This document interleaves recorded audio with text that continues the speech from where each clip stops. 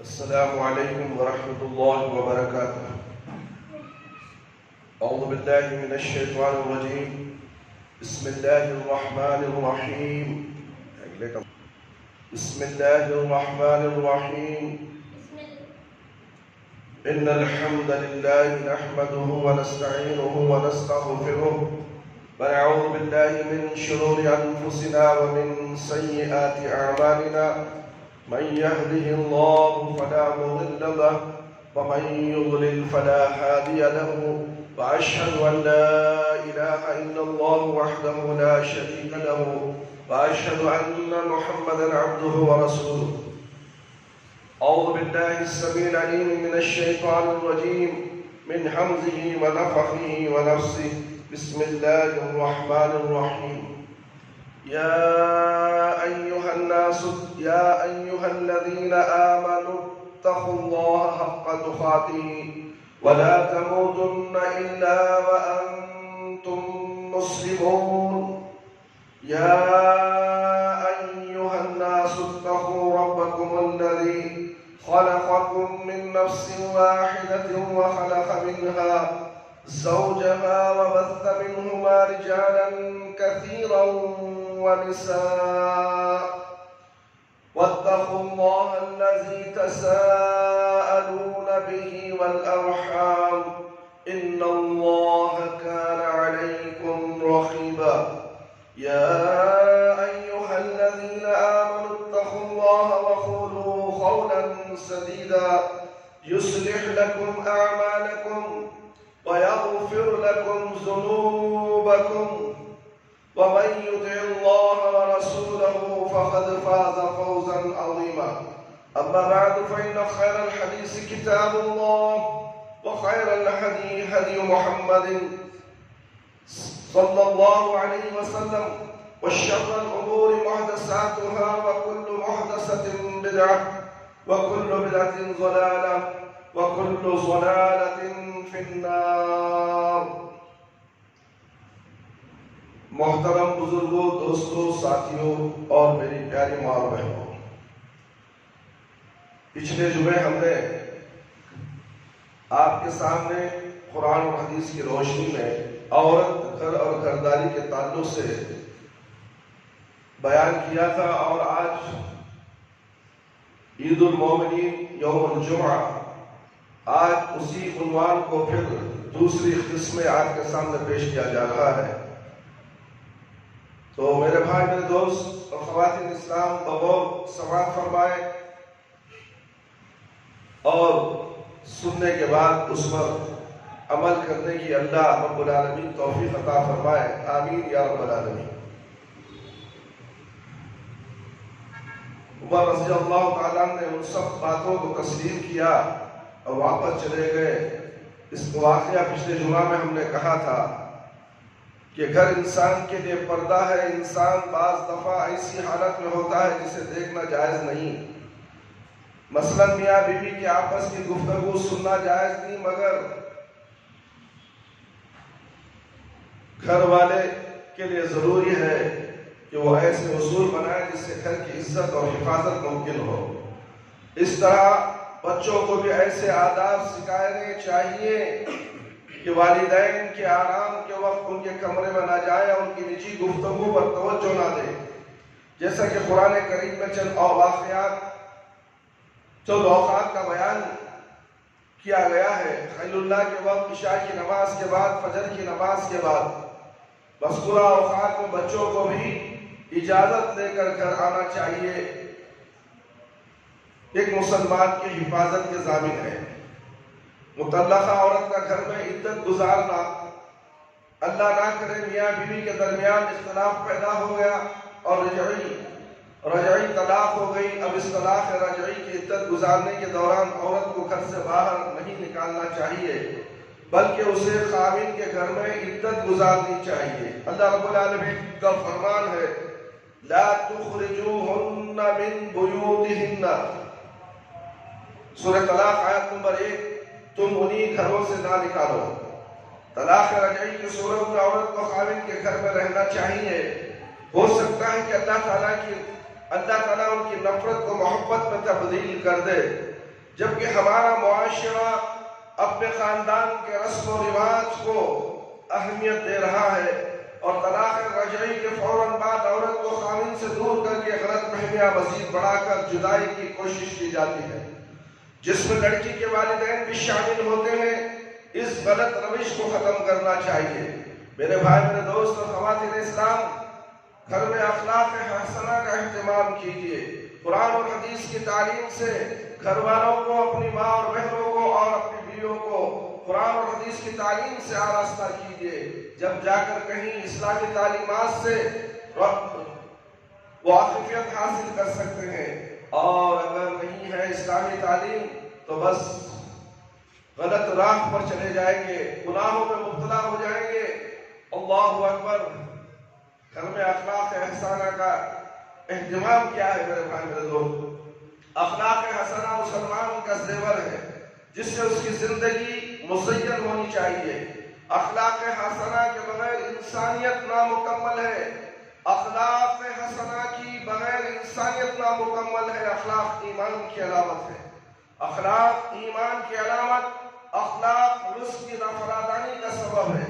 اخلاق معاشرے کی اصلاح کی علامت ہے.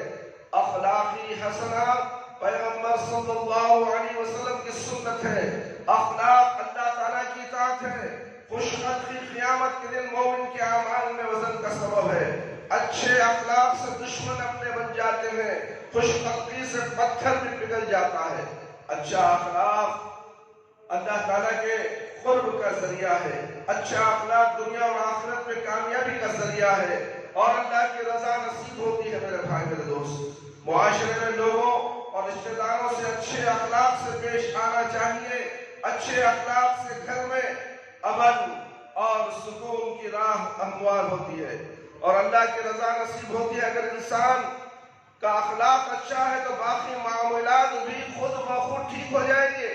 لہذا گھر والوں کی اخلاقی تربیت اسلامی اقتدار کے مطابق کرنی چاہیے. جس کو اخلاق حسنہ مل گیا اس کو دنیا اور آخرت کی کامیابی مل گئی. حدیث نبوی صلی اللہ علیہ وسلم کا ارشاد گرامی ہے، ان اللہ اذا احب اہل بیت ادخل علیہم الرفق. جب اللہ تعالیٰ کسی گھر والوں سے پیار کرتا ہے، جب اللہ رب العالمین گھر والوں سے پیار کرتا ہے تو ان میں نرمی کی صفت پیدا کر دیتا ہے. اللہ اکبر. یعنی تمام گھر والے ایک دوسرے سے شفقت و محبت سے پیش آتے ہیں. آپس میں پیار و محبت اور اچھا برتاؤ اسلامی گھرانہ کی نشانی ہے.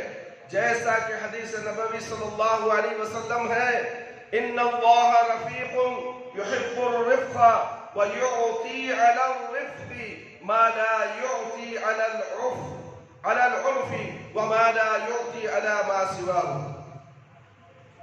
صحیح مسلم کی روایت ہے میرے بھائی، اللہ تعالیٰ رفیق ہے اور نرمی اور محبت و پیار اور شفقت کو پسند فرماتے ہیں.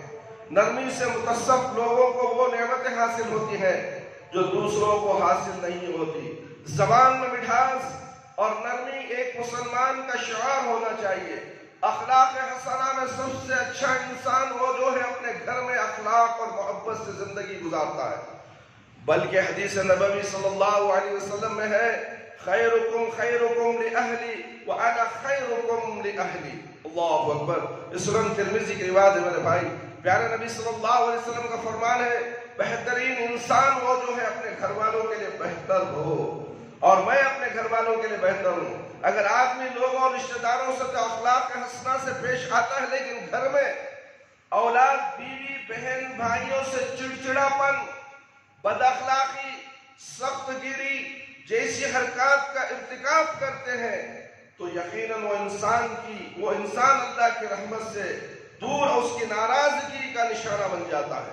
پیارے نبی صلی اللہ علیہ وسلم کے متعلق اللہ رب العالمین کا ارشاد ہے، وَلَوْ كُنْتَ فَضًّا غَلِيظَ الْقَلْبِ لَانفَضُّوا مِنْ حَوْلِكَ. سورہ عمران آیت نمبر 150 پر 9. فیصلے یعنی اگر آپ سب دل سے برتاؤ کریں تو آپ کے گرد جانثاروں کا یہ جم غفیر موجود نہ ہوتا۔ سیرت طیبہ کی ورق گردانی کرنے سے معلوم ہوتا ہے کہ اگر آپ صلی اللہ علیہ وسلم عدالتی مسترد پر فیصلے صادر فرماتے تھے تو اس کے ساتھ گھریلو کاموں میں اہل خانہ کا ہاتھ بھی بٹاتے تھے۔ اس سے بڑی انکساری اور کیا ہو سکتی ہے کہ جس کے اخلاق کا چرچا مشرق اور مغرب میں ہو وہ اپنے اہل خانہ کے کاموں میں تعاون فرمائے، جیسا کہ حدیث نبوی صلی اللہ علیہ وسلم ہے، کان رسول اللہ صلی اللہ علیہ وسلم یقیت ثوبه ويقصف نعله ويعمل ما يعمل الرجال في بيوتهم۔ مستد ابی اعلیٰ کی روایت ہے، نبی آخر الزمان صلی اللہ علیہ وسلم کی صفت تھی کہ کپڑا پھٹ جاتا تو خود سلائی کرتے اور خود جوتا مرمت کرتے، عام انسانوں کی طرح کئی گھریلو کام خود کرتے اور بعض کاموں میں گھر والوں کے ساتھ تعاون کرتے یعنی مدد کرتے۔ اللہ اکبر۔ حدیث نبوی ہے کہ آپ گھر والوں کی خدمت کرتے، جب نماز کا وقت ہوتا تو نماز کے لیے چلے جاتے، گھر میں نہیں بیٹھتے، کام و کاج میں نہیں رہتے، دوستوں سے بات نہیں۔ اللہ کے نبی صلی اللہ علیہ وسلم گھر کے کام و کاج کرتے، رشتہ دار آتے، بیٹھتے، بات کرتے، مگر جب اذان ہو گئی رشتہ داری کا کوئی تعلق نہیں، کاروبار سے کوئی تعلق نہیں، دنیا سے کوئی تعلق نہیں، فوراً چلو مسجد۔ اللہ اکبر۔ یہ پیارے نبی صلی اللہ علیہ وسلم کا اصول تھا کہ آج ہمارا اصول ایسا ہے، آج ہمارا اصول ہے ایسا، دیکھو اپنے گریباں میں منہ جھانک کر دیکھو، ہم تو کہتے ہیں کہ ہم پیارے نبی صلی اللہ علیہ وسلم کی شریعت پر عمل کرنے والے، کہاں کہاں تک تم شریعت پر عمل کرتے ہو؟ کبھی اپنے گریباں میں منہ جھانک کر دیکھا؟ اذان ہوتی ہے تمہیں کبھی تمہارے سروں میں چوب تک نہیں رکھتی، تمہاری کانوں میں چوب تک نہیں رکھتی۔ اذان ہوتی ہے، جمعہ کا وقت ہو گیا، اذان ہو گئی، مسجد خالی پڑی رہتی ہے، لوگ آخری وقت میں مسجد میں داخل ہوتے ہیں۔ کیا یہ پیارے نبی صلی اللہ علیہ وسلم کی سنت پر عمل کرنے والے لوگ ہیں؟ عاشقان رسول کہنے والے کہاں ہیں؟ یہ سب دکھاوے کی باتیں ہیں، جوش کی باتیں ہیں۔ ملا مولوی جوش دلاتا ہے تو یہ کہتے ہیں کہ ہم عاشقان رسول ہیں، جب عمل کا موقع آتا ہے تو ایک دم پیچھے ہٹ جاتے ہیں۔ پھر کیسے کہا جائے کہ انہوں پیارے نبی صلی اللہ علیہ وسلم کی شریعت کے مطابق عمل کرنے والے ہیں؟ نہیں میرے بھائی، یہ دھوکہ ہے، یہ جھوٹ ہے۔ ایسے جھوٹ سے بچو، جھوٹ ایک بہت بڑا جرم ہے، تمہیں برائی کی طرف لے جاتا ہے، یہاں تک کہ تمہیں جہنم میں پہنچا کر چھوڑ دیتا ہے۔ میرے بھائی، میرے دوست،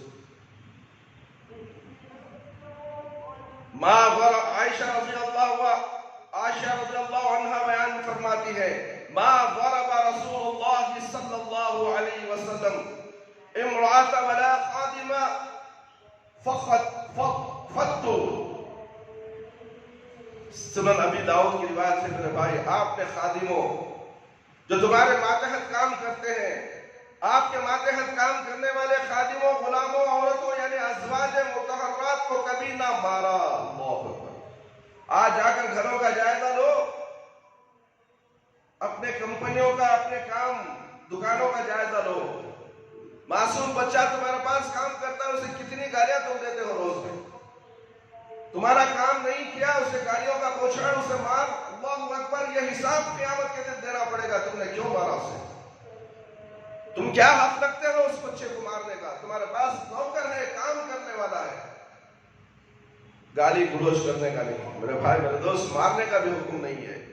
یہاں اللہ کے نبی صلی اللہ علیہ وسلم کا یہ معاملہ ہے، پھر ہم کہتے ہیں پیارے نبی صلی اللہ علیہ وسلم کی سنت پر چلنے والے ہیں۔ نہیں میرے بھائی، ایسا نہیں ہو سکتا۔ اس لیے عورتوں کو بھی ہاتھ مت اٹھاؤ، اپنے بیویوں کے اوپر، کلے پر، چہرے پر ہرگز ہرگز کبھی بھی مت مارو میرے بھائی، میرے دوست۔ اللہ تعالیٰ نے چہرے کو خوبصورت بنایا ہے، مارنے کے لیے نہیں بنایا میرے بھائی۔ اللہ سے ڈرو۔ اللہ سے کیوں نہیں ڈرتے؟ جب اللہ سے ڈرو، پیارے نبی صلی اللہ علیہ وسلم کی سنتوں پر تم عمل کرو گے۔ میرے بھائی، میرے دوست، انس رضی اللہ عنہ خادم رسول صلی اللہ علیہ وسلم بیان فرماتے ہیں کہ میں نے نبی کریم صلی اللہ علیہ وسلم کی 10 سال خدمت کی، لیکن آپ صلی اللہ علیہ وسلم نے مجھے کبھی یہ نہیں فرمایا کہ غلام فلاں کام کیوں کیا، فلاں کام کیوں نہیں کیا۔ اللہ اکبر، اللہ اکبر، 10 سال خدمت میں، اللہ اکبر۔ ہمارا معاملہ بالکل برعکس ہے میرے بھائی، بلکہ بچوں سے پیار و محبت اور شفقت سے پیش آتے۔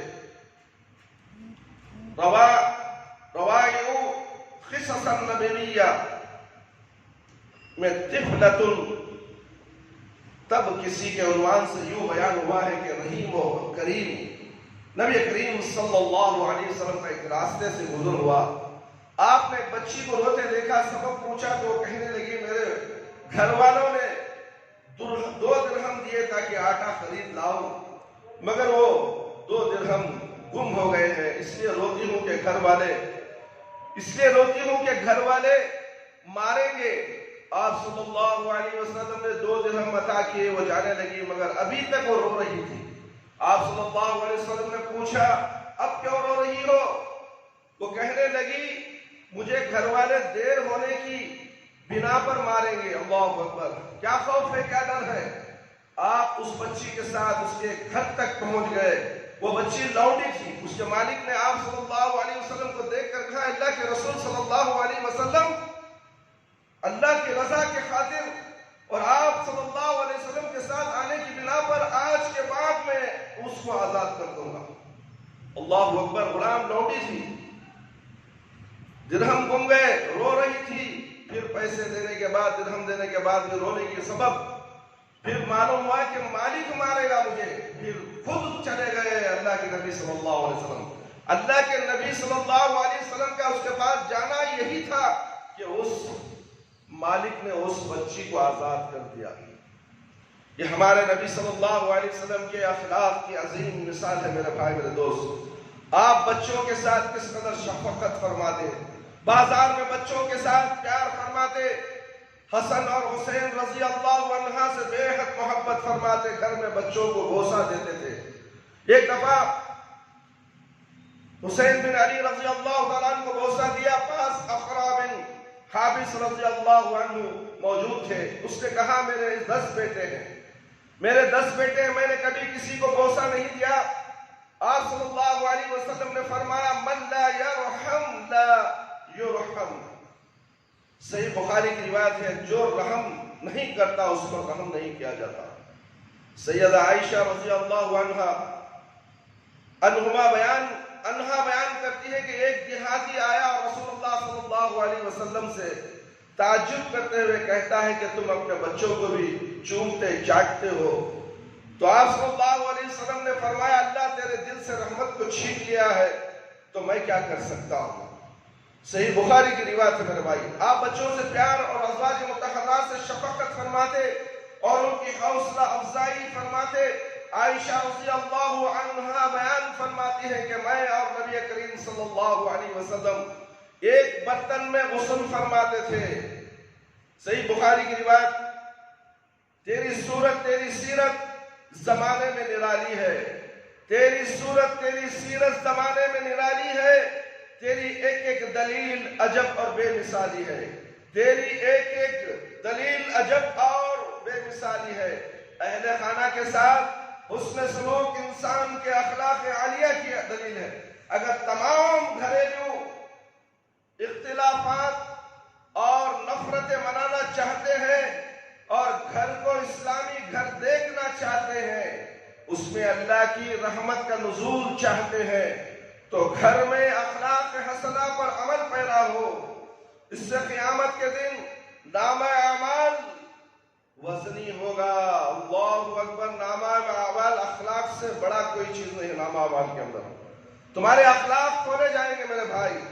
وہ اخلاق تولنے والا اعلیٰ اللہ رب العالمین کے پاس ہے، اس کی فکر تمہیں کرنی چاہیے۔ مومن کے میزان میں سب سے زیادہ وزنی چیز اخلاق حسنہ ہوگی۔ سنن ابی داؤد کی روایت ہے بد اخلاقی تکبر کی علامت ہے جو جہنم میں لے جانے کا سبب ہے۔ نبی کریم صلی اللہ علیہ وسلم کی تعلیمات پر عمل کرو۔ آپ صلی اللہ علیہ وسلم کا اخلاق ایک تھا، اخلاق یہ تھا کہ گالیاں سن کر بھی دعائیں دیتے تھے۔ آپ صلی اللہ علیہ وسلم کے متعلق قرآن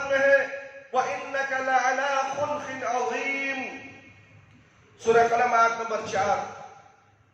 آپ تو خلق عظیم کے مالک ہیں. گھر کے راز کی حفاظت کرنا بہت ضروری ہے میرے بھائی میرے دوست. گھر کا راز باہر ظاہر نہ کرو، اس لیے کہ فساد کا اندازہ ہوتا ہے، حسد نظر کا اندازہ بھی ہو جاتا ہے. میرے بھائی میرے دوست، احفظوا حوائجکم بالکتمان فإن لكل نعمة حسودا. المعجم الاوسط الطبرانی کی روایت ہے، اپنی ضروریات پوری کر لو لوگوں میں ان کا اظہار نہ کر کے، اس لیے کہ ہر نعمت پر حسد کرنے والا موجود ہوتا ہے. تمہاری ہر ترقی پر حسد کرنے والا تمہارے آزو بازو تمہارے ساتھ ہی ہوتا ہے. اس کا اظہار مت کرو میرے بھائی میرے دوست. اس میں مذکورہ تمام باتیں خاص طور پر قابل توجہ ہیں. بظاہر باتیں معمولی ہیں، لیکن ان کے نتائج گھریلو معاملات میں غیر معمولی اہمیت رکھتے ہیں. لہذا ان کی طرف خاص توجہ دینی چاہیے. گھر کا کوئی راز بعض دفعہ بیان کرنا دنیا اور آخرت میں نقصان کا سبب بنتا ہے. میرے بھائی میرے دوست، میاں بیوی کے ازدواجی تعلقات، انسان کو اللہ تعالیٰ نے عقل و شعور کا ملکہ عطا کیا ہے. انسان حیوان میں تمیز کے چند اصول ہیں. انسان و حیوان میں تمیز کے چند اصول ہیں. خزائے شہوت ہر انسان حیوان کی ضرورت ہے، لیکن دونوں کے طریقہ کار مختلف ہیں. اگر یہ اختلاف مٹ جائے تو انسان حیوان میں فرق ختم ہو جاتا ہے. اللہ رب العالمین کا فرمان ہے، ہن لباس لکم وانتم لباس لہم. سورۃ البقرہ آیت نمبر 180 تمہاری بیویاں تمہارا لباس ہے، تم ان کے لباس ہو. لباس وہ ہوگا جو انسان کے پوشیدہ عیوب اور حیا والی جگہ کو لوگوں کی نظروں سے چھپائے. اگر لباس سے مذکورہ مقصد حاصل نہیں ہوتا تو وہ لباس قابل مذمت ہے. میاں بیوی ایک دوسرے کا لباس ہے. فریقین پوشیدہ عیوب اور باطنی افعال و خصائص اور نقائص اور افعال جنسیہ کو چھپانے کے پابند ہے. اگر میاں بیوی اپنے جنسی تعلقات دوسروں کے سامنے بیان کرتے ہیں تو وہ ایک دوسرے کا لباس نہیں. فریقین کی ایک دوسرے میں کوئی نقص دیکھتے ہیں، خواہ وہ نقص جسم سے متعلق ہو یا اخلاق سے، بغیر اشد ضرورت یا مجبوری کے نقائص کو بیان کرنا حرام ہے. بعض جاہل لوگ اس کا خیال بھی نہیں کرتے اور شوق سے افعال کا ذکر کرتے ہیں. خصوصاً عورتیں اس جرم میں زیادہ شریک ہوتی ہیں. حدیث نبوی ملاحظہ فرمائے، ان من اشر الناس عند اللہ امرأة منزلة یوم القیامة الرجل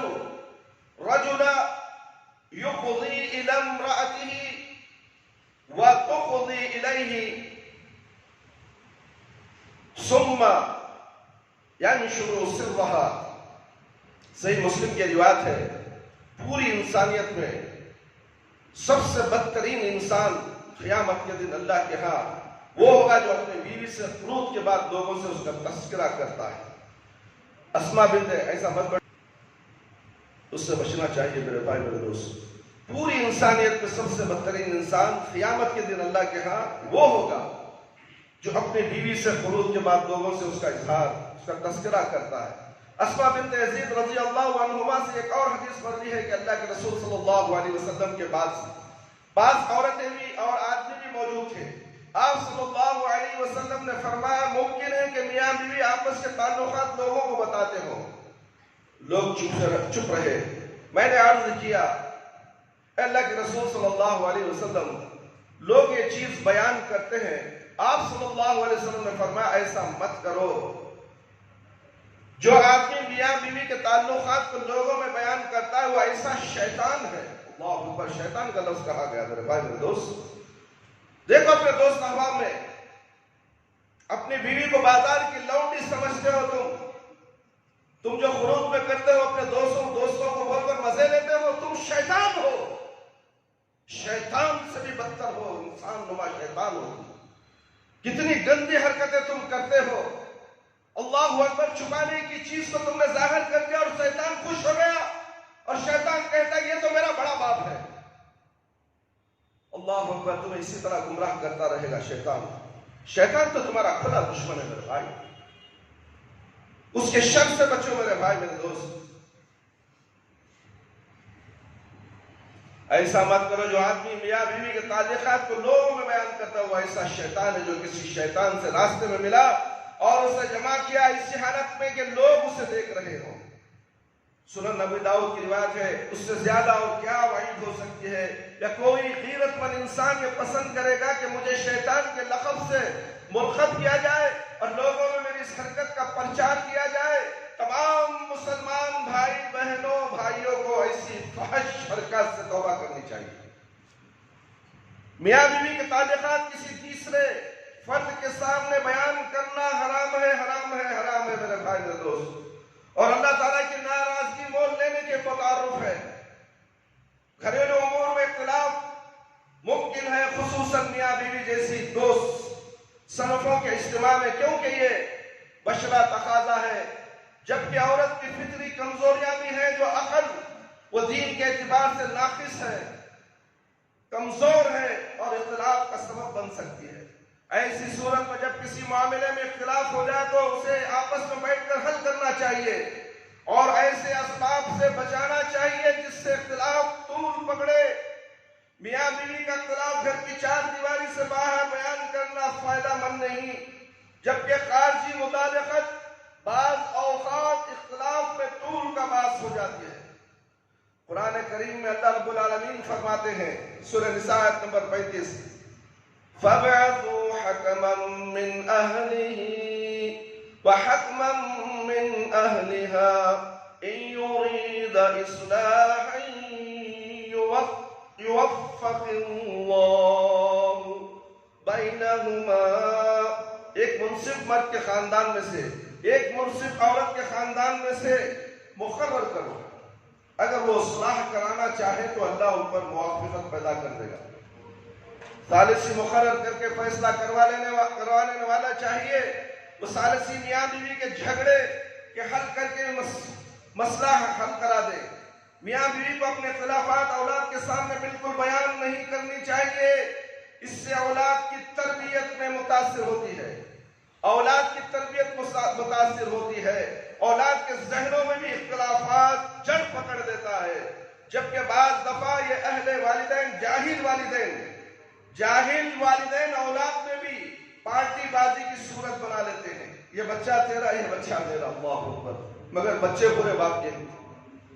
گھر باپ کا ہے، گھر کی ملکیت باپ کی ہے، مگر عورت نگران ہے، بچوں کو تعلیم و تربیت دینے والی عورت ہے، اگر عورت صحیح ہے تو گھر جہنم خدا بن جائے گا، نفرتیں بڑھے گی، ایمان کمزور ہو جائے گا، شیطان داخل ہو جائے اور فساد کرا دے گا، میاں بیوی میں اختلاف ڈالے گا، بچوں میں اختلاف ڈالے گا، گھر کو تہس تہس کر دے گا۔ میرے بھائی میرے دوست، اپنے بچوں کو اعلیٰ تعلیم سے آراز کراؤ۔ کیا اعلیٰ تعلیم؟ بڑی بڑی ڈگریاں، موٹی موٹی کتابیں جو بڑے بڑے کالجوں میں پڑھائی جاتی ہے، تو ہے اس کے تعلیم پر جو دنیا کمانے کے لیے تم دلواتے ہو اپنے بچوں کو، جبکہ تمہارا گھر، تمہارے بیوی بچے جہنم خدا بن رہے ہیں، مرنے کے بعد تمہیں جہنم میں لے جائیں گے بچے۔ دلاؤ تو قرآن اور حدیث کی تعلیم دلاؤ، دیکھو آگے جانے کے بعد تمہاری نسل کیا ہوتی ہے۔ اگر تم نے اس پر زور نہیں دیا تو تم زندہ رہو گے تو تمہارے بچوں کا حال تم دیکھ کر رو گے، کاش کہ میں ایسا کر لیتا، کہاں کر لیتا، کاش کہ میں ایسا۔ وقت گزر گیا، اب کاش کا لفظ ہی نہیں ہے، جب کاش کا لفظ تھا تو تم نے خاموش تماشا دیکھتے رہے۔ بچہ ہے، سدھر جائے گا، پھاڑ میں سدھرے گا، جب تم سدھارنے والے نہیں ہیں تو سدھرے گا کیسے؟ سدھرے گا کیسے؟ خاموش دیکھتے رہو گے تو سدھرے گا۔ آج ہر بچے کے ہاتھ میں 40,000 50,000 1 لاکھ کا موبائل کس نے دیا؟ تم نے دیا۔ تم باپ ہو، تم ماں ہو، زہر اس کے ہاتھ میں دے دیا اور وہ چک رہا ہے، چک رہا ہے، چک رہا ہے، اتنا چک چکا ہے کہ اب اسے وہاں سے نکلنے نہیں ہوتا، اس کا نشہ اتنا چڑھ چکا ہے، دل و دماغ میں چڑھ چکا ہے، اسے موبائل چھناؤ خودکشی کر لے گا، گھر سے بھاگ جائے گا، گھر سے فرار ہو جائے گا، اور تم اس کو چھنانے کی کوشش کرو گے تو وہ کہے گا یہ میرا باپ میرا دشمن ہے، اور تم بنائے دشمن اسے، اپنے مخالفت میں کھڑا ہے تم، اور اس کے بعد کہتے ہو کہ میرا بچہ بگڑ گیا ہے. ضرور بگڑے گا. اولاد کی تربیت وقت پر کرو. میرے بھائی میرے دوست، بہت سی باتیں ہیں ہر جمعہ آپ کے سامنے پیش کی جا رہی ہیں. بعض بچے ماں کے ساتھ، بعض باپ کی حمایت میں ہو جاتے ہیں. ایسے والدین کو اللہ تعالی سے ڈرنا چاہیے. گھر میں پارٹی بازی نہیں چلنی چاہیے. بیوی اور بچے باپ کی اطاعت و فرما برداری میں زندگی گزارنا ہے. اگر قرآن اور حدیث کی باتیں اگر باپ بتاتا ہے تو اس کی نافرمانی ہرگز نہ بیوی کرے نہ بچے کرے. اور نہ ماں کے ساتھ بھی بچوں کا تعلق پیار و محبت کے ساتھ ہو، اطاعت و فرما برداری کے ساتھ ہو. یہاں تک کہ ماں باپ کو اف تک نہ کہنے کا حکم ہے. مگر آج کا ماحول دیکھو، آج کا ماحول دیکھو. یہ کرونا کی بیماری آئی، عذاب الہی آیا اور لاک ڈاؤن آیا. لوگ بچے گلیوں میں گھومنے لگے ہیں اور موبائل لے کر کونے میں بیٹھ کر گندی فلمیں دیکھ رہے ہیں. یہ عذاب نہیں تو کیا ہے؟ جب ان کے اسکول کھلیں گے، کالج کھلیں گے، ان کا دھیان پڑھی پر نہیں رہے گا. آزما کر دیکھ لو میرے بھائی میرے دوست. خاص طور پر اور گھر سے باہر عام طور پر اپنے اختلافی معاملات جو اولاد کی تربیت سے متعلق ہو، الگ بیٹھ کر طے کرنے چاہیے. اولاد کی اچھی تربیت والدین کی ذمہ داری ہے. گھر کے متعلق کوئی ایسی خبر جو گھر کے لیے نقصان دہ ہو، اسے باہر بیان کرنا جائز ناجائز ہے. اس سے حاسدین پیدا ہوتے ہیں اور گھر کی کمزوریوں سے فائدہ اٹھا کر گھر کو نقصان پہنچانے والوں کے لیے آسانی پیدا کرتے ہیں. تمام باتیں گھر کی چار دیواری میں رکھنی چاہیے. جیسا کہ گزر چکا ہے، اقضوا حوائجکم بالکتمان فإن لکل نعمت حسودا. گھر کی خاص گفتگو، کوئی پروگرام یا کوئی ایسی بات جو گھر کے بعد افراد یا کسی فرد سے متعلق ہو، کسی سے بیان نہیں کرنی چاہیے. اللہ رب العالمین کا فرمان ہے فَخَالَتَهَا فَلَكُمْ فَلَمْ يُغْنِيَ عَنْهُمَا مِنَ اللَّهِ شَيْئًا. سورہ تحریم آیت نمبر 10. دونوں نے ان کی خیانت کی تو اللہ کے مقابلے میں ان عورتوں کے کچھ بھی کام نہ آئے گا. نوح علیہ السلام اور لوط علیہ السلام کی دونوں بیویاں خیانت کرتی تھیں. کسی نبی کی بیوی اپنی عزت کی خیانت کبھی نہیں کر سکتی. یہ نبی کے منصب کے لائق نہیں ہے. البتہ دوسری اقسام کی خیانت کا ارتکاب ممکن ہے، جیسا کہ قرآن کریم میں مذکور ہے. فَخَالَتَهُمَا کے تحت حافظ ابن کثیر رحمۃ اللہ علیہ بیان فرماتے ہیں کہ نوح علیہ السلام کی بیوی نوح علیہ السلام کے راز قوم کے بڑے بڑے جابروں کو بتاتی تھی، راز فاش کرتی تھی. اللہ کہ آج فلاں شخص نوح علیہ السلام پر ایمان لایا ہے. پھر وہ لوگ مومنین پر ظلم ڈھاتے تھے جس کا سبب بیوی کی خیانت تھی. چنانچہ اس خیانت کے نتیجے میں وہ نافرمان قوم کے ساتھ ہلاک ہو گئی اور نبی کریم صلی اللہ علیہ وسلم اور نبی کی بیوی ہونے کے باوجود وہ عذاب سے بچ نہ سکی. دیکھو اپنے گھر کے اندر جھانکو تو صحیح، تم تو متقی پرہیزگار ہو، کیا تمہاری بیوی نیک ہے؟ تمہاری وجہ سے تمہاری بیوی جنت میں جانے والی نہیں. کسی بابا کسی مرشد کی بیوی ہے، جانے والی نہیں. مرشد کا طریقہ، مرشد کا پیر و مرشد شرک کو مبتلا ہے. کیا ایسے لوگ جنت میں بھی جانے والے؟ کیا یہ عقیدہ تم رکھتے ہو؟ سوچو تو صحیح میرے بھائی میرے دوست. ایک نوح علیہ السلام کی بیوی صرف راز فاش کرتی تھی اور جہنم رسید ہو گئی. اور تمہارا ہمارا معاملہ کیا ہے؟ ہمارے گھروں کا جائزہ تو لو صحیح، دیکھو تو صحیح، گریباں میں منہ جھانک کر دیکھو ہم کہاں تک صحیح ہمارے گھر کے معاملات میں. اسی طرح لوط علیہ السلام کی بیوی نے یہ خیانت کی کہ جب مہمان ان کے گھر آئے تو اس نے قوم کے بدماشوں کو جا کر بتا دیا کہ وہ اپنی شہوت پوری کرنے کے لیے لونڈے بازی کا ارتکاب کرے. اور وہ لوگ آ کر اللہ کے نبی لوط علیہ السلام کو مہمان کے متعلق پریشان کرنے لگے. اپنی قوم کو لونڈے بازی کی طرف دعوت دیتے اور اپنے خاندان کا راز باہر بتلانے والا عمل عورت کی ہلاکت کا سبب بن گیا. اور اس خطرناک اور دردناک عذاب سے لوط علیہ السلام کی بیوی بچ نہ سکی. قرآن اٹھا کر پڑھو، ترجمے کے ساتھ پڑھو. اپنے بچوں کو انگریزی پڑھانے والوں ماں باپ، قرآن تم پڑھاتے ہو برکت کے لیے، سمجھنے کے لیے نہیں پڑھاتا کوئی.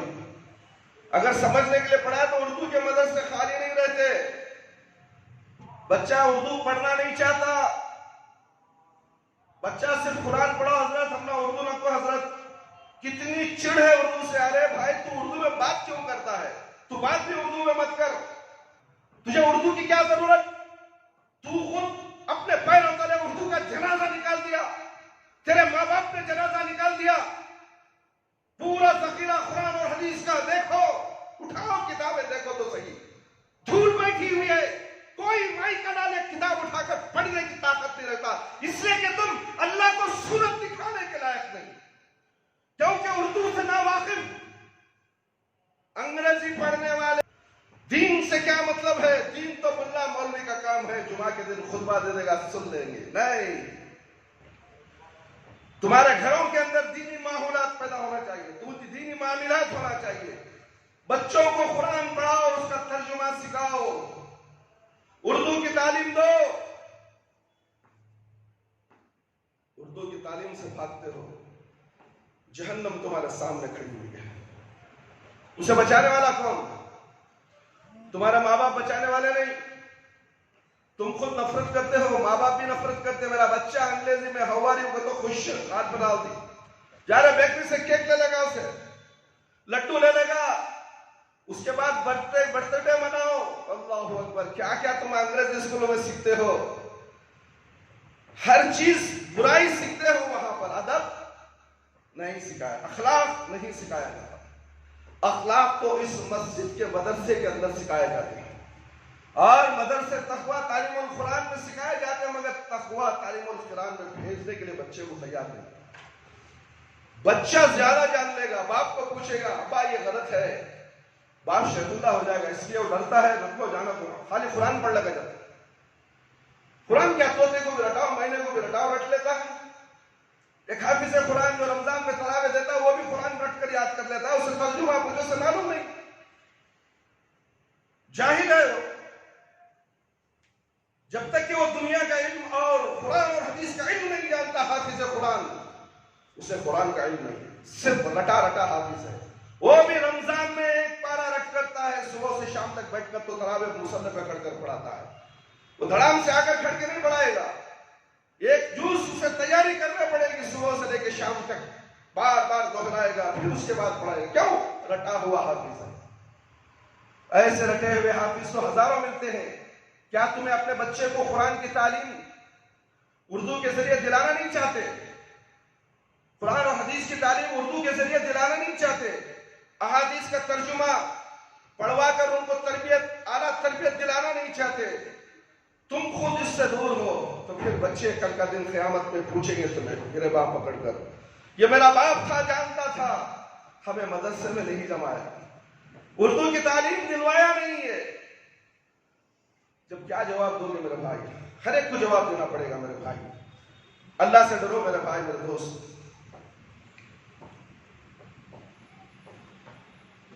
ایسی عورت کو تاریخ نے خائنہ کے لفظ سے مخلب کیا ہے. گھر کا کوئی راز جس سے دین تو دنیا کا نقصان ممکن ہوا ہے. باہر بتانا اور سہیلیوں کو اپنے تعلقات کی خبر دینا خیانت ہے، اور خیانت کرنا منافق کی علامت ہے. ایسی تمام برائیوں سے گھروں کو پاک کرنا چاہیے میرے بھائی، میرے دوست. مسلمانوں کے متعلق کوئی خبر کافر کو نہیں بتانی چاہیے. مسلمانوں کا راز راز ہی رہے، کیونکہ اسلامی ملک ایک اسلامی گھر کی مانند ہے. گھر کے افراد کو گھر کے راز باہر بتانا قطعاً حرام ہے. اللہ تعالیٰ تمام مسلمانوں کو متحد فرمائے اور ایک دوسرے کی قدر کرنے کی توفیق دے. سب مسلمان ایک جسم کے مانند ہیں، اس میں کافر الگ ہے. اللہ اکبر. المؤمنون للمؤمنین کالجسد الواحد. مسلم کی روایت ہے، مومن آپس میں جسد واحد کی مانند ہے، ایک جسم ہے میرے بھائی میرے دوست. اگر ایک جسم میں تکلیف ہوتی ہے تو دوسرے بھائی کو بھی تکلیف ہونی چاہیے. آج دیکھو میرے بھائی میرے دوست، آپ ٹی وی دیکھتے ہیں، انٹرنیٹ کے ذریعے سے نیوز میں دیکھتے ہیں، حیدرآباد کا حال آپ کی آنکھوں کے سامنے ہے۔ شرک کے دلدل میں پھنسنے والے وہ محلے تھے جہاں پر باباؤں کی عبادت ہوتی تھی، اللہ کا عذاب آ گیا۔ کیا یہ بابا عذاب بچا لیے؟ غور کر کے دیکھو، دیکھو ٹی وی دیکھو، نظر دیکھو، ایسے نظارے دیکھو تم عبرت کے لیے۔ یہ عبرت آموز سیلاب آیا ہے اللہ کی طرف سے عذاب کرونا کے بعد۔ بہت سے علاقوں کو تہس نہس کر دیا، یہاں تک کہ سوچ کر دیکھو، اللہ چاہتا تو برسات کا پانی گھروں میں داخل کر سکتا تھا، نہیں، گندگی کو گندگی کے اندر بھیجنے کے لیے اللہ رب العالمین نے تالاب کا گندا پانی، گٹر کا پانی گھروں میں داخل کر دیا۔ سنا نہیں تم نے، دیکھا نہیں؟ اللہ کے لیے کوئی مشکل نہیں۔ اللہ تو اتنا کرم کر دیے کہ رات کو اطلاع دے دیے لوگوں کے ذریعے سے کہ ایسا سیلاب آنے والا ہے، گٹر کا سیلاب آنے والا ہے۔ لوگ گھروں کے اوپر چڑھے جاؤ، پہلے فلور میں چلے جاؤ، چھتوں پر چلے جاؤ۔ اعلان کرنے والا ایک اعلان کرتا رہا، ورنہ جانوں کا بھی نقصان ہوتا تھا۔ دھن دولت جمع کر تم نے رکھا، کسی نے کہا کہ ہم شادی کے لیے جہیز جمع کے رکھے تھے، میرے ابھی شادی ہو کر 8 مہینے نہیں ہوا، 4 مہینے نہیں ہوا، میرے جہیز کا پورا سامان گٹر میں مل گیا۔ اللہ، ارے جہیز لیا کئی کو بدماش، ذرا سامان تو گٹر میں ہی جانے والا ہے، یہاں نہیں تو قیامت میں تو گٹر میں جائے گا جب تک کہ توبہ نہ کر لے۔ ایسا نہیں ہے کہ جہیز لے لو، مولوی صاحب بولے جہیز لینے کے بعد توبہ کر لو معاف کر دیا جائے، ایسا نہیں، جان بوجھ کر تم نے ایسا کیا۔ دیکھو، نصیحت حاصل کرو میرے بھائی، کوئی بابا، کوئی مرشد، کوئی پیر، کوئی ولی خبر کا اس سیلاب کو روک نہ سکا۔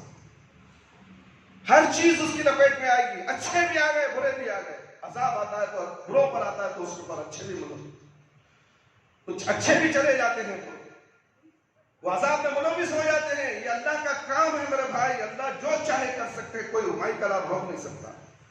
روک کر کے دکھاؤ۔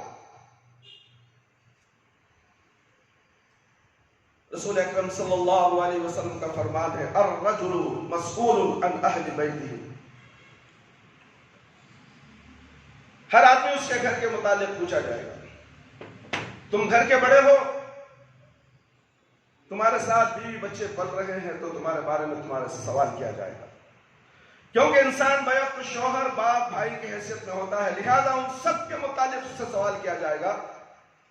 حشر کے دن اس سوال کا جواب دینا پڑے گا، اور بیوی بچوں کے متعلق سوال کیا جائے گا۔ اولاد انسان کا اصل سرمایہ ہے، اس کے متعلق جواب دینا پڑے گا، بیوی بچوں کے متعلق سوال کیا جائے گا۔ اولاد انسان کی اصل دولت ہے میرے بھائی میرے دوست، اس دولت کا تم کیسا استعمال کرتے ہو؟ ان کی جسمانی تربیت کے ساتھ ساتھ روحانی تربیت بھی ضروری ہے۔ روحانی تربیت انگریزی کے کالجوں میں، اسکولوں میں نہیں ہوتی میرے بھائی، مدرسوں میں ہوتی ہے۔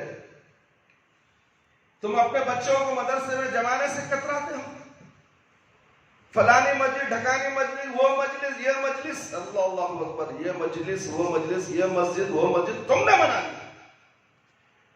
تمام مسجد اللہ کے گھر ہیں، عبادات میں اختلافات ہیں، وہ دنیا والوں نے بنائے، اللہ نے نہیں بنائے۔ اللہ کے نبی صلی اللہ علیہ وسلم نے بنایا، تم نے بنا لیا، تمہارے ملا مولوی نے بنا لیا۔ یہ حنفی مسجد، یہ شافی مسجد، یہ قادری مسجد، وہ پیری مسجد، وہ نانا جانے کیا کیا مسجد ہے، کیا کیا نمازیں تم نے نکالی۔ صرف ایک نماز ہے، وہ نماز محمدی ہے۔ اس سے انکار کرنے والا، اللہ اکبر، مرے گا توبہ کے بغیر، علم حاصل کرے بغیر، تو اس کے بعد سیدھا جہنم میں جانا پڑے گا۔ اس کی عبادتیں، اس کی نمازیں اس کے منہ میں تھوک دی جائیں گی۔ تھکا لو۔ قرآن اور حدیث سے انکار کرنے والوں کے لیے بات ہے میرے بھائی میرے دوست، قرآن موجود ہے، احادیث موجود ہے، نہیں ہمارے مولوی صاحب ایسا بولے، نہیں ہمارے مولوی صاحب ایسا بولے، ارے جماعت کے مولوی صاحب ایسا بولے، اعلیٰ حضرت ایسا بولے، پیلے حضرت ویسا بولے، لال حضرت ویسا بولے۔ کیا پیارے نبی صلی اللہ علیہ وسلم کوئی بات نہیں بولے؟ تو پھر ان کی بات لو نا، ان کی بات افضل ہے۔ وہ سارے کائنات کے امام ہیں، ساری کائنات کے امام، کیا تمہارا امام سارے کائنات کے امام ہو سکتے ہیں؟ تو پھر حجت کیوں؟ چوں چرا کیوں؟ 1,24,000 پیغمبروں کی امامت کرنے والے امام پیارے نبی صلی اللہ علیہ وسلم، ان کی امامت سے تم انحراف کرتے ہو۔ بات آتی ہے نماز کے تعلق سے بتاؤ، دینی معاملات میں بتاؤ، نہیں ہمارے امام کے پاس ایسا نہیں ہے۔ ایسا بول کر تم رد گردانی کرتے ہو، یعنی تم نے حدیثوں کا انکار کر دیا، قرآن اور حدیث کی باتوں کو پس پش ڈال دیا ہے اور اعراض کر دیا ہے، اور اس کا عذاب تو تمہیں مرنے کے بعد فوراً خبر میں ملنا پڑے گا، ضرور پڑے گا۔ بہت بھیانک عذاب ہے۔ قرآن و حدیث کی باتوں کو نظر انداز کر دینا، ملا مولوی کی باتوں کو پیشانی پہ لگا لینا، اور مرو گے نا تو پہلے عذاب اس کا دینا پڑے گا۔ سوال و جواب کے بعد اتنا بھیانک عذاب کا سلسلہ وہاں سے شروع۔ پھر کیا کرو گے میرے بھائی میرے دوست؟ اولاد انسان کی اصل دولت ہے، اس کی حفاظت کیجیے۔ اس کی جسمانی تربیت کے ساتھ روحانی تربیت بھی ضروری ہے۔ جسمانی لحاظ سے تو حیوان بھی اپنے بچوں کی تربیت کرتے ہیں، جانور بھی اپنے بچوں کی تربیت کرتے ہیں، لیکن انسان کی فضیلت روحانی تربیت کی بنا پر صالح اولاد انسان کا صدقہ جاریہ ہے۔ تم مرو گے تو تمہارے لیے نیکیاں ہیں، صدقہ جاریہ بتایا گیا ہے اولاد کو میرے بھائی، دھن دولت کو نہیں۔ عیسی علیہ السلام کے لیے 10واں کیا، 20واں کیا، 30واں کیا، 40واں کیا، 50واں کیا، 100واں کیا، یہ کھا کر ختم کر کے بیت الخلا جا کے صاف کرنے کا مسئلہ ہے۔ تم اپنی اولاد کو نیک اور صالح بنا دو، وہ جب تک زندہ رہے گا پھر وہ اپنی اولاد کو نیک اور صالح بنائے گا، یہ سلسلہ قیامت تک چلتا رہے گا، نسل در نسل۔ صدقہ جاریہ تمہیں ملنے والا ہے۔ تم اپنی اولاد کی فکر کیوں نہیں کرتے؟ تمہیں عذاب جاریہ بناتے ہو، تمہیں اپنے اولاد کو مال و دولت اس کے لیے چھوڑتے ہو، اس کے لیے بینک بیلنس بناتے ہو، اس کے لیے بڑی بڑی عمارتیں کھڑا کرتے ہو۔ یہ مرنے کے بعد تمہارا نہیں، تمہارے بیٹے کا، تمہارے وارثوں کا ہے، اور وہ اگر عقل مند ہے، قرآن اور حدیث کا علم رکھنے والا ہے، تو اس سے فائدہ اٹھائے گا۔ اس کا فائدہ تمہیں مرنے تک ملے گا، خبر میں ملے گا، قیامت تک ملے گا۔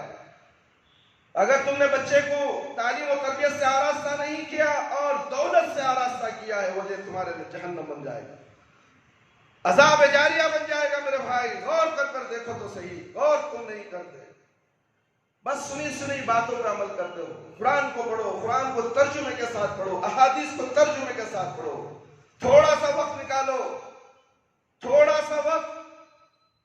تمہاری زندگی ختم ہو رہی ہے، آگے نہیں جا رہی ہے، ختم ہو رہی ہے۔ برتھ ڈے منانے والے، تیری زندگی ایک سال تو تیرا ختم ہو گیا ہے، اب موت کے خبر کے قریب جا رہا، اب تو خوشی منا رہا، اور خوشی منا رہا ہے۔ بولو اسے برتھ ڈے منانے والے کو، تیری زندگی ختم ہو گئی، اب 10 سال ختم ہوئی، کیا وہ 10 سال آئیں گے پھر واپس؟ نہیں، تو پھر یہ سال بھی ختم ہو جائے گا، تو پھر خوشی کس بات کی؟ کیک کیوں کاٹ رہا ہے؟ ہاتھ کیوں پہن رہا ہے؟ کپڑے کیوں سلایا؟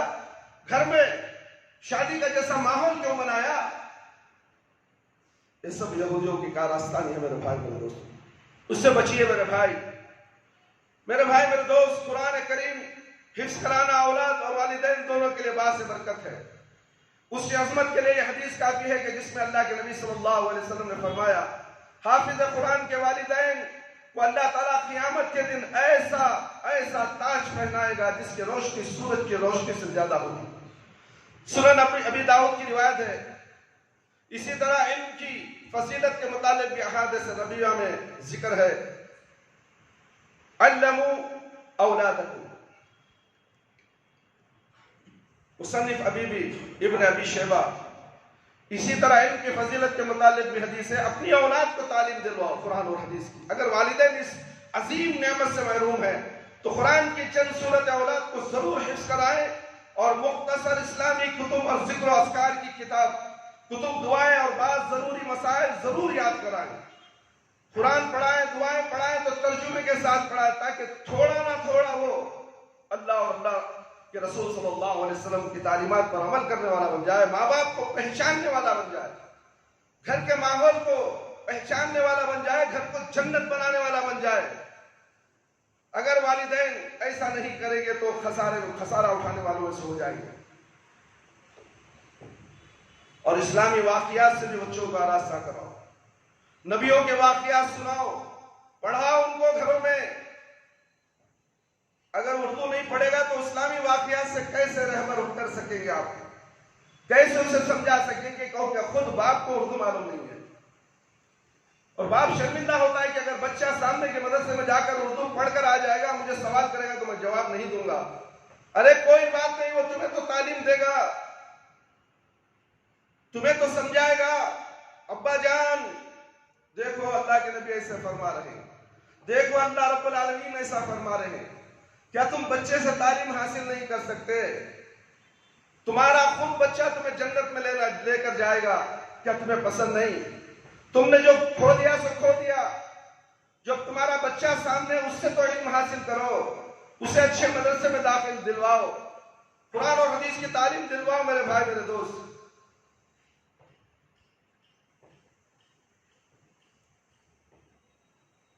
نبی کریم صلی اللہ علیہ وسلم نے فرمایا جب تمہاری اولاد 7 سال کی ہو جائے تو اسے نماز کا حکم دو۔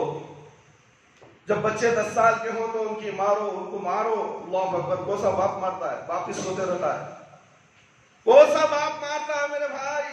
یہاں مارنے کا حکم دیا گیا ہے۔ کون؟ میرے پیارے نبی صلی اللہ علیہ وسلم فرما رہے ہیں 10 سال کے ہو گئے تو مارو، نماز نہیں پڑھتا ہے، لڑکے لڑکیوں کے بستر الگ کر دو۔ سنن ابی داؤد کی روایت ہے 10 سال کی عمر تقریباً فہم و فراست اور بلوغت کے قریب ہوتی ہے۔ 10 سال میں بچہ، آج 5 سال میں بچہ بلوغت کے قریب ہوگا، کیوں؟ اس کے ہاتھ میں موبائل آ گیا ہے، انٹرنیٹ آ گیا ہے، گندی تصاویریں دیکھ رہا ہے، وقت سے پہلے ہی شہوت جاگ اٹھی ہے۔ اس کا عذاب کسے؟ اس کا عذاب کسے؟ کیا وہ بچہ 5 سال کا بچہ کمانے جا رہا ہے، اپنے پیسوں سے لیا ہے؟ نہیں، ماں باپ کا لاڑ و پیار، بچوں کی ضد نے اسے اتنا بڑا موبائل عطا کر دیا۔ تم اور میں کچھ نہیں جانتے موبائل کے تعلق سے۔ 5 سال کا بچہ انگلیوں میں نچاتا ہے موبائل کو، 10 منٹ کے اندر ساری دنیا کی سیر کر کے واپس آ جاتا ہے، ہمیں پتہ ہی نہیں چلتا۔ ایسا علم شیطان نے ان معصوم بچوں کے انگلیوں میں دے دیا اور ذہن میں اتار دیا ہے۔ یہ وجہ کون؟ ہمارے ماں باپ۔ ماں باپ کے ذریعے سے ماں کے پاس الگ موبائل، باپ کے پاس الگ موبائل، بیٹی کے پاس الگ موبائل، بیٹے کے پاس الگ موبائل، ہر ایک کے نمبر الگ الگ، ہر ایک کا کوڈ الگ الگ۔ باپ پوچھ نہیں سکتا بیٹی کیا دیکھ رہی ہے، ہمت نہیں، بیچ میں ماں اڑے آ جائے، خاموش بیٹا جی نے کیا بھی نہیں دیکھ لیا، اس کو سن کر دیکھ لیا سن۔ تم نے تو خالی وچ، کیا وچ؟ وچ تو گھسایا ہوا شیطان گھسا دیا ہے، اور اسی ووچ کی وجہ سے پورا گھر جہنم بن گیا ہے۔ رحمت کے فرشتے گھر میں نہیں داخل ہو رہے۔ شک کی پیدائش گھروں میں داخل ہو گئی، گھر میں سکون نہیں، چین نہیں، شیطانوں کا بسیرا۔ ماں باپ علم سے بہرور، بچے کیا کریں گے؟ آزاد ہو گئے، شیطان کو گھر میں بسا دیا۔ کتنی لڑکیاں کتنے لڑکے ہیں جن کو شیطانوں نے پکڑا ہے؟ وجہ پوچھو، بے نمازی، قرآن نہیں آتا، پڑھتے بھی ہوں تو پابندی سے نہیں، کبھی پڑھ لیا تو پڑھ لیا، کبھی نہیں۔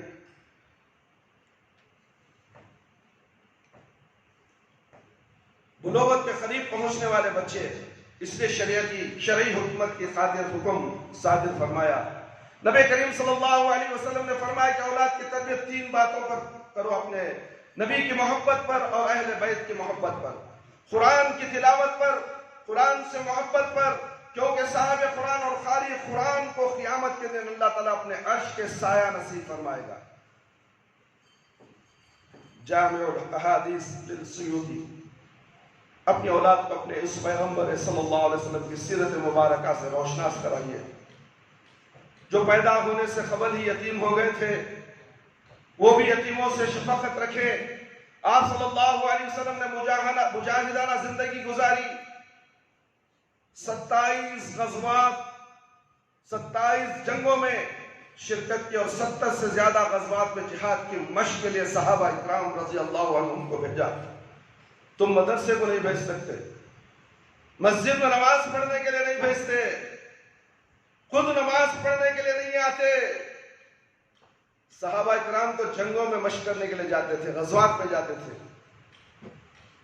دنیا چھوڑ دیتے تھے، بیوی بچوں کا خیال ان کو نہیں رہتا تھا، آخرت کی فکر تھی۔ آج ہمارے پاس آخرت کی فکر کہاں ہے؟ دنیا کمانے کی فکر ہے۔ نماز بعد میں پڑھے گی، فجر تو نہیں پڑھتا، 10 بجے اٹھے گا، پڑھ لے گا، دکان کو چلا جائے گا۔ ظہر کا وقت آئے تو دل میں کہے گی اثر ملا کے پڑھ لوں گا، پھر اثر آ جائے گی نہیں پڑھے گا، پھر کہے گا کہ مغرب عشاء ظہر اثر، انشاءاللہ رات کو گھر میں جا کر سونے کے لیے پڑھ لیتے۔ پھر کھا کے مست ٹی وی دیکھے گا، ارے ٹی وی دیکھ لیا، میں قرآن نماز پڑھا تو ایسا نہیں ہوتا، کل سے برابر کر لوں گا۔ یہ شیطان آگے تمہیں لے جاتا ہے۔ تم نمازی نہیں بن سکتے، بے نمازی ہو کر مرو گے۔ اس لیے اپنا جائزہ لو، اپنے گھروں کا جائزہ لو، اپنے بچوں کی تعلیم و تربیت کے لیے اسباب تلاش کرو۔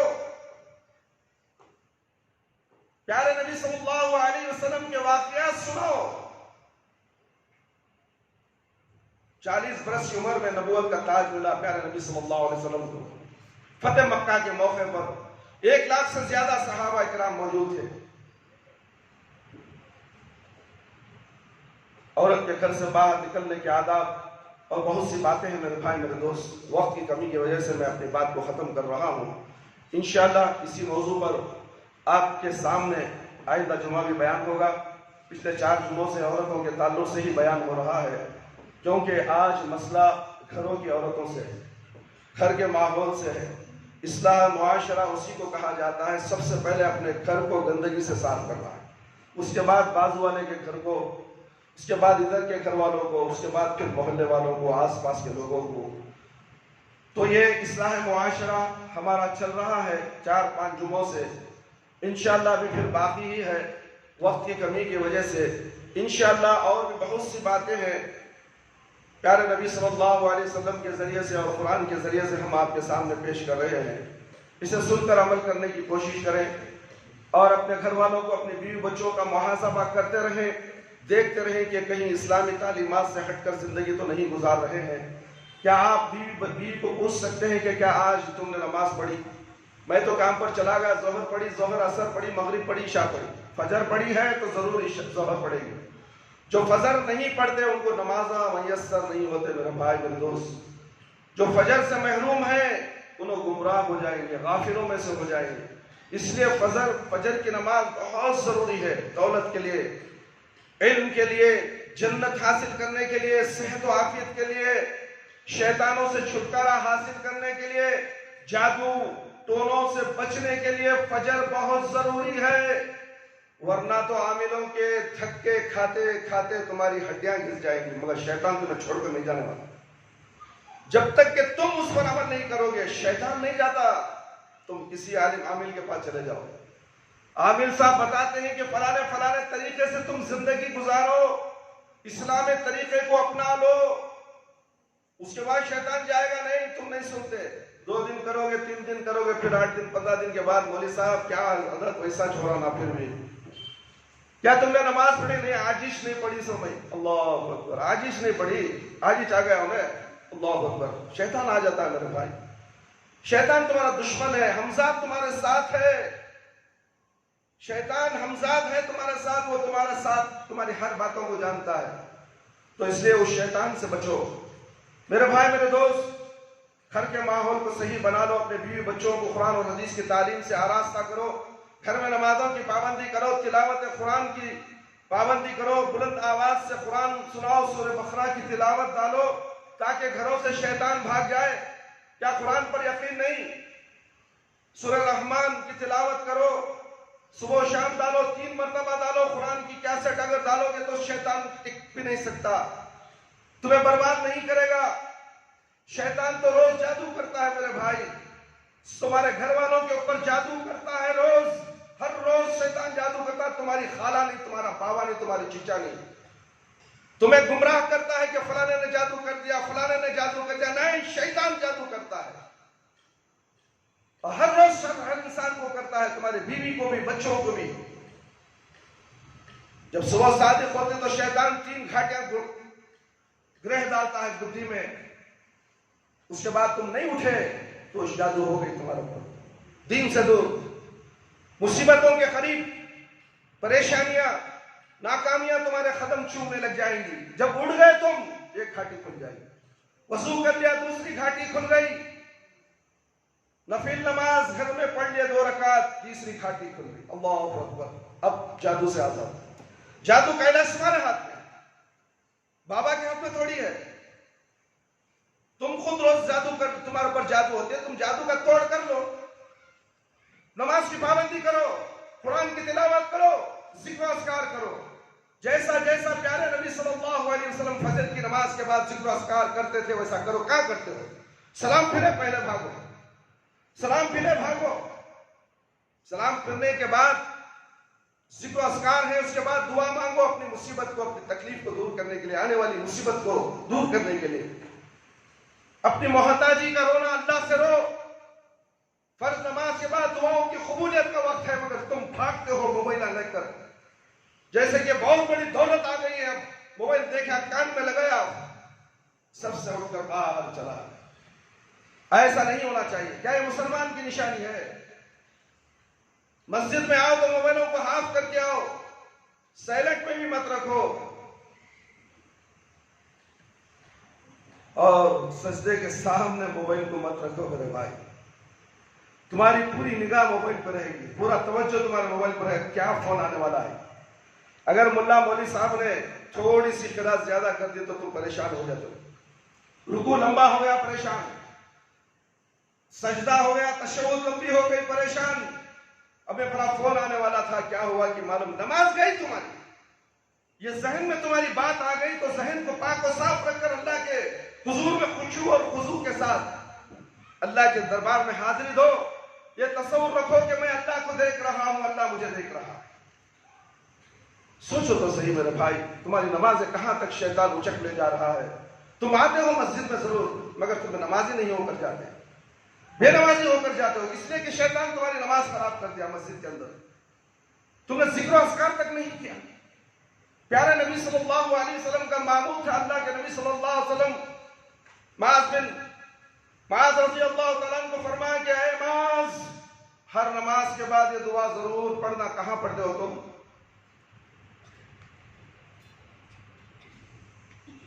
कितने अस्कार हैं नमाज के बाद पढ़ने के? अस्तगफिरुल्लाह अस्तगफिरुल्लाह अस्तगफिरुल्लाह। नमाज के अंदर जो कोताही हुई अस्तगफिरुल्लाह की वजह से उसकी तलाफी हो जाएगी। अल्लाहुम्मा अंतस सलाम व मिनकस सलाम, तबारकत या ज़ल जलाली वल इकराम, अल्लाहुम्मा अइन्नी अला ज़िक्रिका व शुक्रिका व हुस्नि इबादतिक।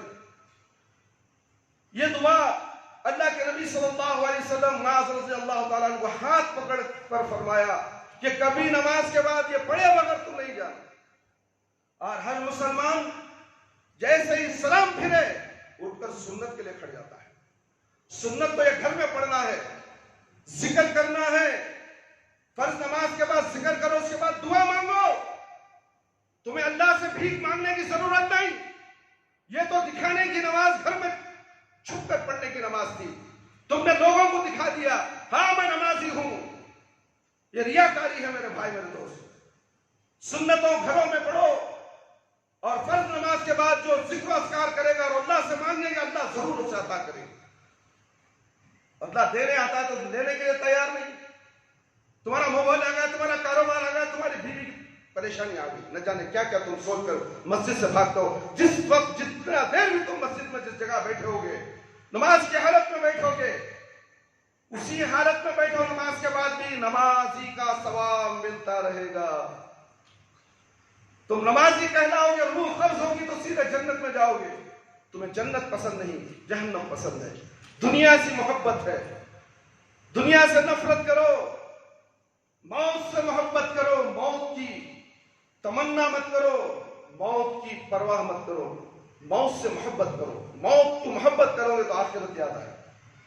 आखिरत तो हमेशा की जिंदगी है, हमेशा हमेशा की जिंदगी। ये दुनिया तो खत्म हो जाएगी। सैलाब आया खत्म, जलजला आया खत्म, कैसे कैसे अजाब तुम देखते हो। बारिशों का अजाब, मालदार फकीर हो गए, 5 लाख का घरदार 5 रुपए के भी काबिल नहीं रहा हैदराबाद के अंदर। क्या तुम नहीं देखते? क्या तुम्हारा मामला ऐसा नहीं हो सकता? हो सकता। क्यों गफलत की नींद क्यों?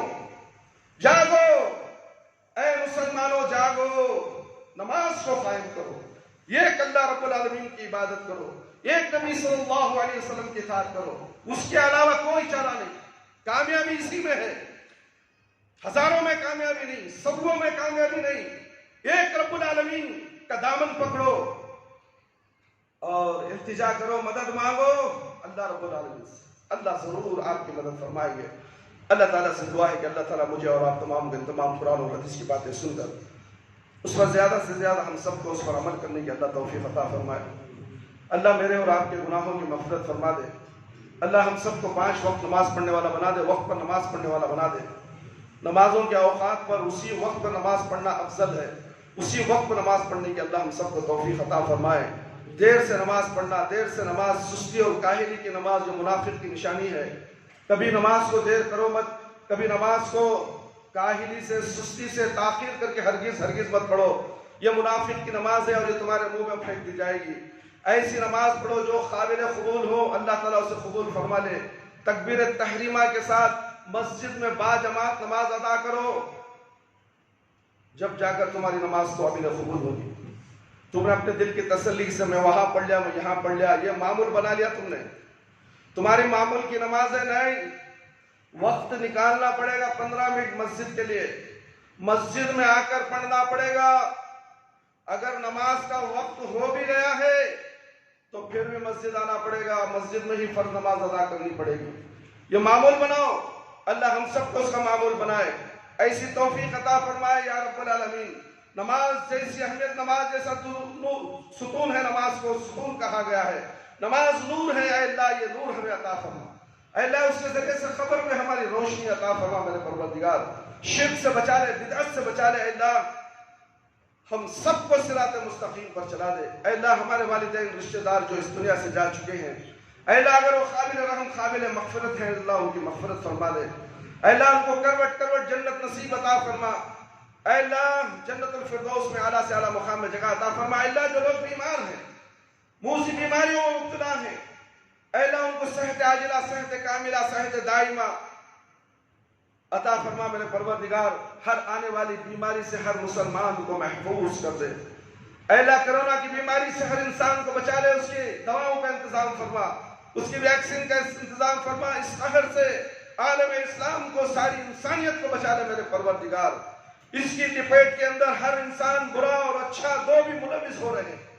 اے اللہ سب تیرے معصوم بندے ہیں، سب تیرے معصوم بندے ہیں، بڑے بڑے حکمران کچھ نہیں کر سکے، ایک جراثیم کو قابو نہیں کر سکے۔ یا اللہ یہ دنیا کے بڑے بڑے حکمران زمین کی مٹی چاٹنے پر مبتلا ہو گئے۔ اللہ تو جبار ہے، تو قہار ہے، اے میرے پروردگار تو مالک الملک ہے، ساری دنیا کا ملک چلانے والا تو ہے۔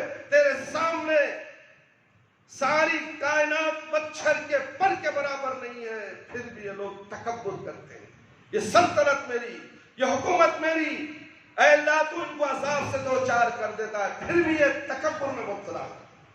دنیا ختم ہونے والی ہے، اللہ ان کا انجام یہ خود دیکھ لیں گے۔ اللہ ہم تمام معصوم مسلمانوں کو تو حفاظت میں رکھ لے میرے پروردگار۔ دین سے آراستہ فرما دے، قرآن و حدیث سے آراستہ فرما دے، صحیح تعلیمات کی رہنمائی فرما میرے پروردگار۔ پیارے نبی صلی اللہ علیہ وسلم کی شریعت کے مطابق زندگی گزارنے والا بنا دے۔ اے اللہ قبر کے عذاب سے بچا لے، جہنم کی آگ سے بچا لے، قبر کے سوالات بالکل آسان فرما دے، قبر کی تاریکی کو روشنی میں بدل دے، میدان حشر میں رسوائی سے بچا دے۔ اے اللہ ہمیں موت دے تو ایمان کی حالت میں موت دے، جب ہماری روح ہمارے جسم سے نکلے تو اے اللہ ہماری زبان پر کلمہ لا الہ الا اللہ محمد الرسول اللہ جاری رہے۔